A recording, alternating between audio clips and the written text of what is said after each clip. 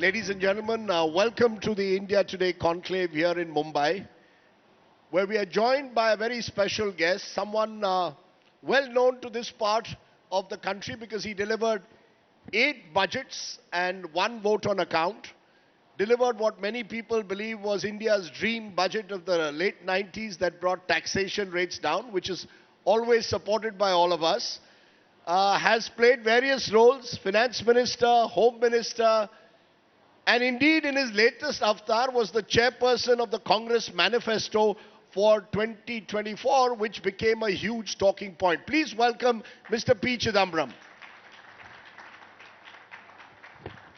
Mr. Chidambaram, let me start by asking you, and I want an honest answer. The reason I say it, politicians often don't give honest answers, if I may be allowed to say that. Were you also surprised by the Lok Sabha elections and the fact that the Congress party appeared to exceed all expectations by winning 99 seats? I was not surprised by the results in Kerala and Tamil Nadu. I was unpleasantly surprised by the shortfall in Karnataka and Telangana, and I was pleasantly surprised by our success in the Hindi-speaking states. So, the Hindi-speaking states is what surprised you? Yes. Particularly, presumably, the state of Uttar Pradesh, yes, along with Rajasthan and Haryana. But I want to ask you this, Mr. Chidambaram. At the end of the day, the Prime Minister of the country, for a record third time, or record equaling third time, is Narendra Modi ji. The BJP won 240 seats. The Congress has won 99. Even your India alliance taken together has won less than the BJP. Is there a acknowledgement that for all the rise in the Congress vote share and seats, we still have a BJP-led, Modi-led government? Does the Congress acknowledge that? Because sometimes you get the impression the Congress thinks they won the election. No, I don't think anyone in the Congress says we won the election. The point is against the money, muscle and manipulation of the BJP, the numerous cases that he had instituted against the political opposition leaders, the freezing of the bank accounts of the Congress party on the eve of the election. We complain about what happened in Bangladesh and in Pakistan and in Venezuela, but nobody complains about, nobody protests about these enormous hurdles that were placed in the way of the opposition. We have overcome the obstacles and reduced BJP to less than a majority. My goal was, if BJP can be reduced to a majority, things will change. And I think we have achieved that goal, and we are entitled to celebrate achieving that goal. Are you saying, therefore, the elections were not free and fair? Is P Chidambaram saying that 2024 elections were not free and fair? Of course, they were not free and fair. How can we fight an election with one hand or both hands tied behind our backs? Our bank accounts were frozen.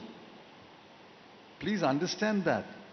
Can you imagine any other country, say the American elections are going to take place, if the bank accounts of either one party or other party are frozen? Would you accept that as free and fair elections?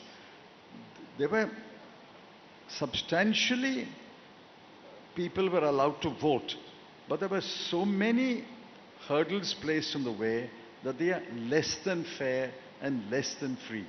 You're saying that less than fair, less than free.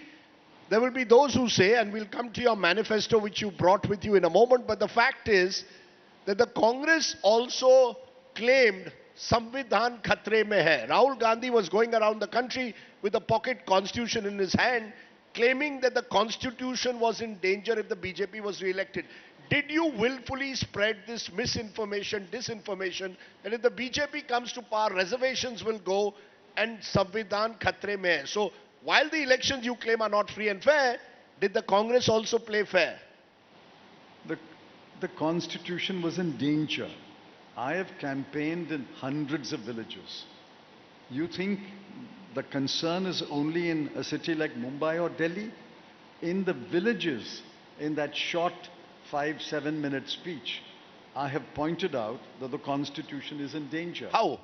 Because they will amend the constitution. If you did not get the feeling in Delhi, after so many years in Delhi, that they were preparing to amend the constitution, I think you are naive. Even after getting only 240 seats, they are planning to amend the constitution. Mr. Chidambaram, the Congress party didn't just say amend the constitution. They said reservations will be taken away. Of course it will You be really taken. believe that reservations would be taken away by any government today in India? It's not any government. It's Modi government. And Modi government will not hesitate to take away reservations or dilute reservations. What have they done?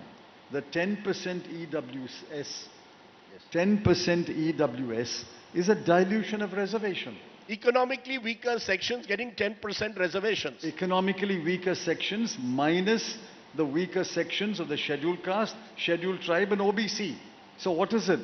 Economic weaker sections of the 10% of India. Cleared by the Supreme Court, Mr. Chidambaram. The Supreme Court ruled it constitutional. So when you say Samvidhan khatre mein hai, I want clarity. What is the Samvidhan khatre mein hai that you are claiming that you all went around the country talking about? Let's talk about a minute about the Supreme Court judgment. 5 judges divided 3:2. Have you read the 2 powerful dissents by 2 of the most brilliant judges? So one day that 3:2 can be overturned. And I hope that that 3:2 is overturned soon. Because there were two explanations given by some, among many, for the Congress's relatively better performance in the Lok Sabha. One was this Samvidhan Khatre Mein Hai, which was seen as fear-mongering, especially among backward castes and Dalits. The others were the SOPs in the so-called Nyay Patra, or the Nyay Patra that you call it. You were the Manifesto in chief, which included giving 1 lakh per year to every woman from a BPL, below poverty line family. 1 lakh. Now many believe this is just not possible. You would not have had the budget to actually give every woman from a poor family in this country 1 lakh a year. Do you concede that you all also, in your own way, as your critics are claiming, tried to bribe the voter? It's not 1 lakh to every woman. Please understand. Surely your wife and my wife will not get 1 lakh. None in this hall would get 1 lakh. It's 1 lakh to poor families. It's 1 lakh to poor families. 1 lakh per year to every poor Indian family under the Mahalakshmi. You are missing the word poor. That's the crucial word. No, but that still is a very large number of people. No, it is a large number. I'm glad you accept that it is a large number, because the Niti Aayog puts out the number that there are no poor in this country, and the chief executive says if there are poor, it will be less than 5%. So you stand by one or the other. If the poor of this country are less than 5%, this promise applies only to that 5%. You can't have it both ways. You can't say, when you read the manifesto, there are a very large number of poor people. But if you sit with Mr. Modi and his team, you accept that only 5% are poor. You tell me, what is the number of poor in this country? Sir, what I'm trying to understand from you, and you've been in public life for a long time, you've been finance minister several times. Do you believe we've entered this age of competitive economic populism? We are in Maharashtra, where the ruling party is saying we will give 1,500 rupees per month for every poor woman under the Ladki Bahin scheme. What is the opposition, which includes your party, saying we'll give 2,000 rupees? I saw the same thing happening in Madhya Pradesh. I see it in state after state. Before an election, every party now is announcing direct SOPs benefits. Is that something you're comfortable with? Please understand. When I wrote that line in the manifesto and the Congress Working Committee approved it, we had done our sums. We had data before us, and I'll share the data with you.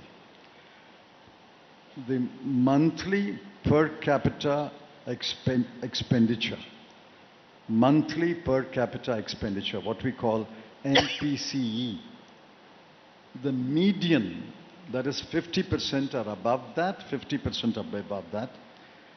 The median for rural India is 3,094 rupees per month. That's 100 rupees per month, per day.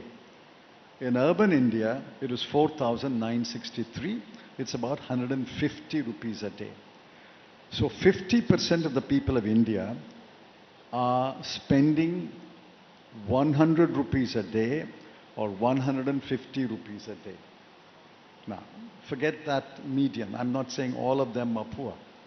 But look at the bottom 20% and the bottom 10%. The bottom 20% spend 70 to 100 rupees a day, and the bottom 10% spend 60 to 90 rupees a day. So when we say we will address the poverty of the poor Indian family, we are talking about the 10% or the 20%. And that's doable.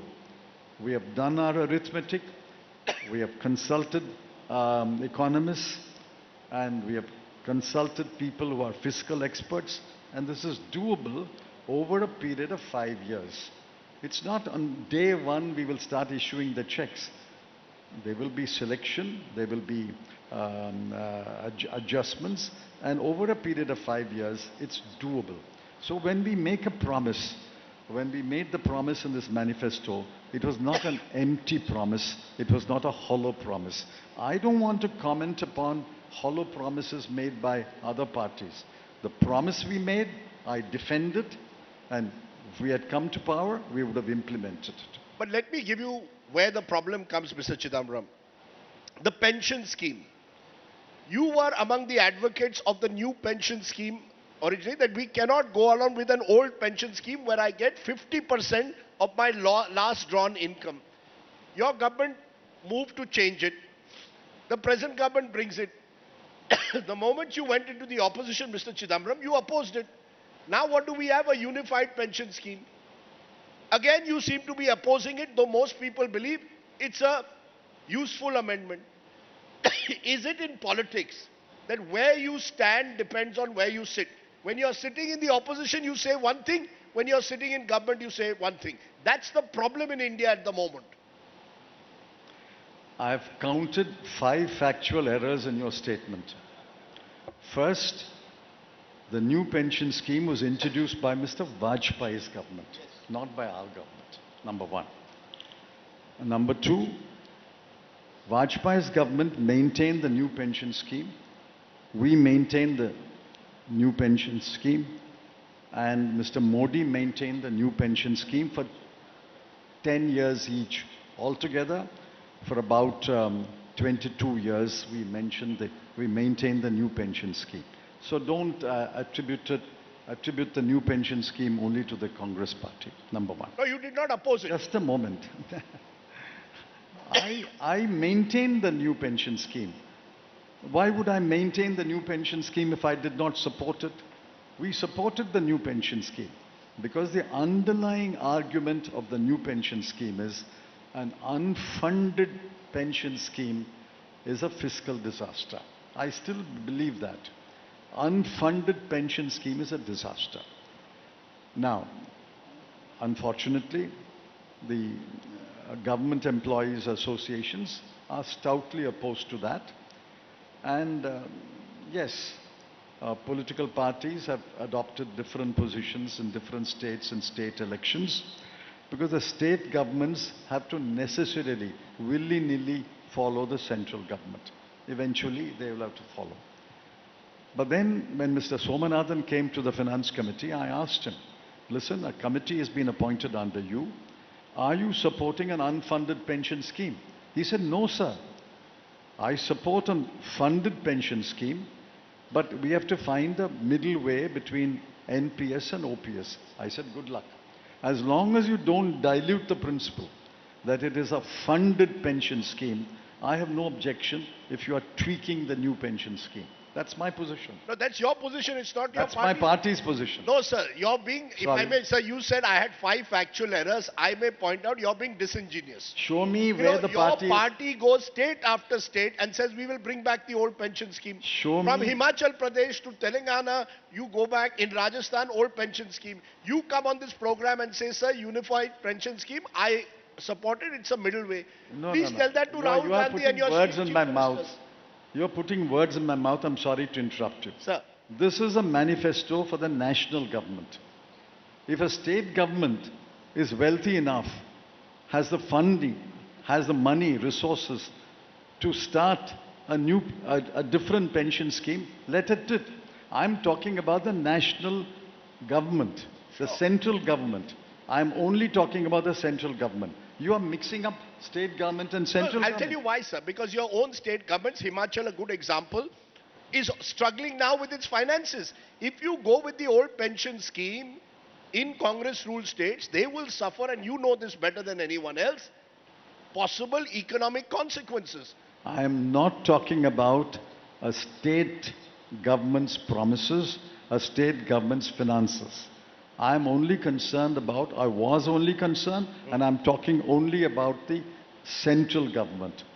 What the state government does is, it does according to its resources and according to its people's wishes and according to its legislature. I am talking about the central government. In the central government, as long as it's a funded pension scheme, you call it APCS or BPS or CPS, you can call it whatever pension scheme. You can call it a Rajdeep pension scheme, as long as it's a funded pension scheme. Okay, so you're telling me you support the UPS as it stands today? I support a funded pension scheme. Okay, that's a departure from what many others in your party say.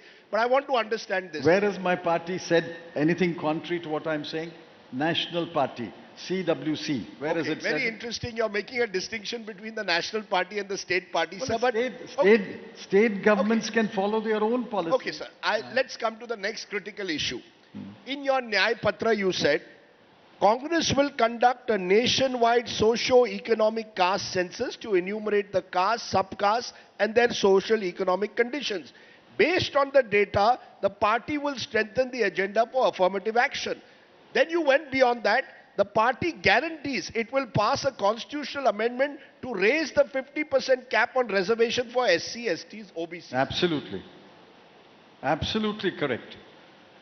Listen, you and I, and perhaps most people here, do not belong to SC, ST or OBC. Yes. We think this is the world. This is India. And we represent India. SC, ST and OBC represent close to 80 to 85% of India. Why should reservation be capped at 50? Tell me why. Okay, I'll tell you why. What is the logic? Which means... Again, done by your Supreme Court. The logic is not mine. Logic is of your Supreme Court. Your meaning? I'm telling you the Supreme Court divided 3:2. And that 3:2 can be overturned by another larger bench. Like only last month, a law that was standing for 20 years has been changed by the Mineral Development Judgment of 9 judges. Sir, may I... Roe versus Wade was unfortunately overturned by the US Supreme Court. This judgment, immediately after this judgment came, I wrote 3:2. I hope it's overturned. So you hope the judgment is overturned, the cap is raised above 50%. But let me again push you a bit.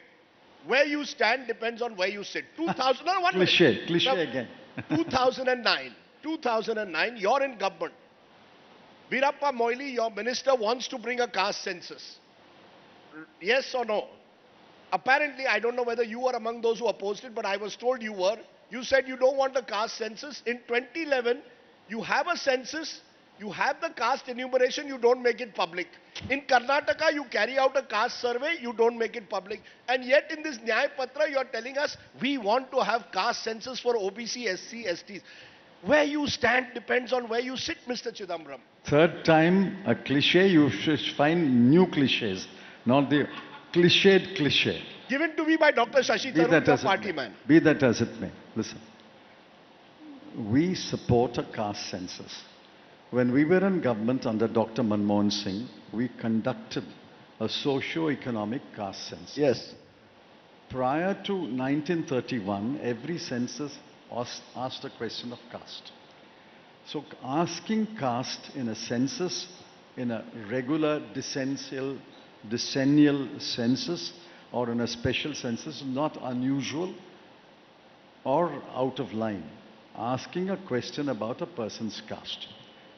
We had done it in 2011, the data came, but the data had to be verified, and because there were some statisticians had pointed out some errors. We left office in 2014. Now, if that caste census is verified and it is credible, why did Mr. Modi not publish it for 10 years? Wait. Why didn't you publish it in 2011? I am telling you the reason. 2011 to 2014, there were errors or supposed errors pointed out in the census. And therefore, we were not able to publish it. If we had come back to power in 2014, I'm sure the credibility of that socio-economic caste census with corrections would have been done and published. But we did not come back to power in 2014. If that caste census is good enough, Mr. Modi can publish it. Why don't you publish it in Karnataka, sir? Karnataka was a different census, not that census. Why are you mixing up the central government socio-economic caste census with whatever Karnataka conducted under its commission? Sir, where I'm coming from... why are you mixing up the two all the time? Whether it's not at all a mix-up. Whether it's a state government or a central government, a caste census is a caste census. My limited point to you, sir, is this.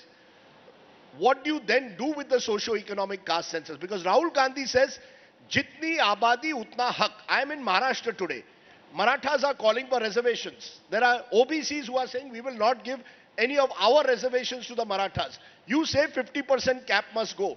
Tomorrow there will be 90% reservation then. Are you okay with that? Is Mr. P Chidambaram a votary of India's economic liberalization, presumably of a merit-oriented society, whose party in 1984 put out a poster saying India must be driven by merit, not caste, is telling me in 2024, 40 years later, that caste will be the barometer for government action, affirmative action? This is an entrenched, deep-seated flaw in people who do not belong to the SC, SC and OBC. We believe that merit is associated only with certain sections of the people who have been through the centuries privileged, having access to land, having access to jobs, having access to education, having access to wealth, and merit does not apply to the SC, ST and OBC. I reject that. When we say merit, merit must be tempered by equality, equal opportunity. After you give equal opportunity to everyone in a largely, by and large, equal society where every man, woman is equal to the other, then you can talk about merit. So I'm glad you're saying this. Whole concept of affirmative action, whole concept of reservation is based on the fact that there is merit. Merit is evenly distributed throughout the country. Look at our cricket. When I was growing up and I was playing cricket in school, the cricket players of India came from 4 or 5 metropolitan cities. Today they come from villages. Where are our chess players coming? Chess players are coming, the champions are coming from 4 or 5 metropolitan cities. I'm proud that Chennai is one among them. But you popularize chess, it's spreading.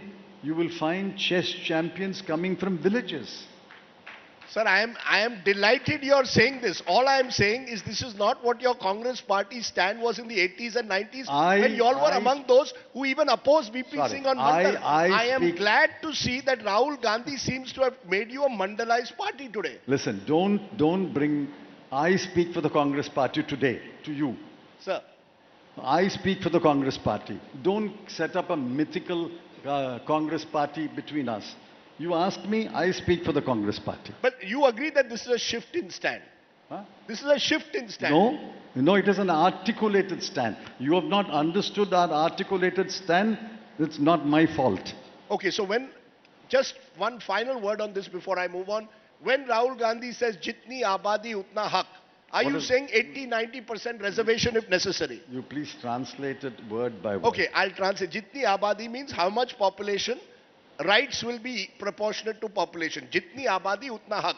So if Maharashtra has 30% Marathas, they will get 30% reservation. If backward castes are 40%, they will get 40%. Eventually, everyone will get reservations based on population, or at least. Listen, how this reservation is structured in India is only in broad categories. There is SC, there is ST, there is OBC. Right. Within OBC, some states have created an MBC or EBC or whatever. So it's not caste-wise. It's caste plus the broad classification into SC, ST and OBC. SC itself has several divisions. You don't divide it unit by unit. It's SC, ST, OBC.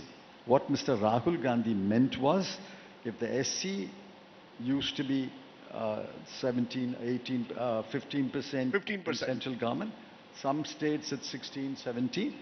SC will get 16%. It's not atomic division subcaste wise. It's three broad groupings. It's perfect. That's worked in this country. Okay, so for the SC, last- ST, OBCs will be the three broad groupings who get the Correct. benefit of reservation. That's correct. May I ask you, therefore, as we've just seen 3 years, the Modi government celebrating 10 years, listing out all their achievements. And I want you now to be objective. What are the three biggest achievements, first of all? We'll come to the weakness in a moment. The three biggest achievements of the Modi government. If you were to give them credit, you're a columnist, so you can be objective. Give me three big achievements of the Modi government that you say, well done, in the last 10 years. I'll leave you an interview with Mr. Modi. From first word to the last word is about his achievements. I don't have to speak about his achievements. You speak about his achievements. I represent the opposition. I will point out the deficiencies, the failures of his government. That's my job. His job is to extol his virtues and his achievements. Would you agree Your that, job is to judge. Would you agree that infrastructure in particular, cleaning up the banking sector and digital infrastructure are three big achievements? Because I remember on the floor of the House, you had raised questions over UPI and whether some poor farmer in a village would be able to use digital. India now has 42% of the world's digital transactions every day. That's remarkable. Are you willing to say, I got it wrong, mea culpa, Mr. Modi got digital infrastructure right? All right. Firstly, I pointed out the shortfalls of the digital architecture which they are rolling out in certain context. The context was, the government said, the Prime Minister said, we are moving towards a cashless society. I pointed out, how can you be a cashless society? Even Germany and Europe is not a cashless society. And what happened? Have you looked at the growth rate of digital transactions? Have you also looked at the growth rate of the cash in circulation? On demonetization day, on demonetization day, cash in circulation was about 16 or 17 lakh crore. Today, cash in circulation is 34 lakh crore. People want cash, use cash. You can't go to a cashless society. When I pointed out cashless society, the government did a somersault and said, no, we mean a less cash society. Fine, you can have less cash, but cash cannot be wished away. That is the context in which I say, don't claim that you will roll out digital architecture right throughout the country and all transactions will be digital. Now you are being hit by another idea, that digital transactions will be taxed. Now everybody's in a uproar. Do you know the kind of money which the payment system extracts from you?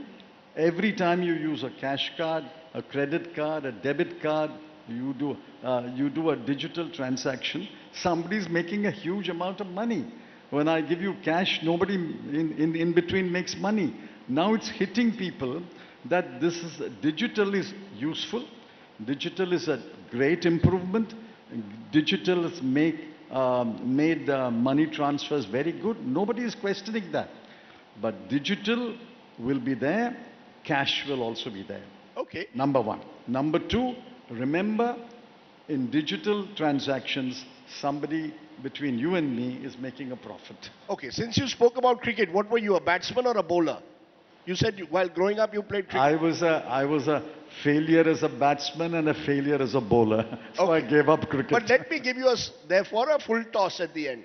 Since you're saying you're not going to give the achievements of the Modi government, give me the three big... No, 1 minute. I don't deny what you said. That he has rolled out infrastructure. He rolled out infrastructure. There's no doubt about it.